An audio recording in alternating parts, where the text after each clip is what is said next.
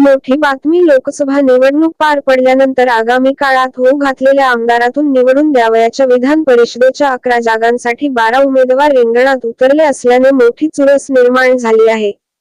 गेल्या काही दिवसांपासून महाराष्ट्राच्या राजकारणात सुरू असलेले फोडाफोडीचे राजकारण थांबण्याचे नाव घेताना दिसत नाही।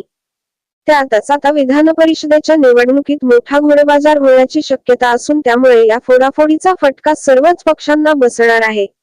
विधान परिषदेच्या निमित्ताने सर्वच राजकीय पक्षांना फोडाफोडीचा धोका असून यामुळे राज्याच्या राजकारणात पुन्हा एकदा मोठा भूकंप घडू शकतो।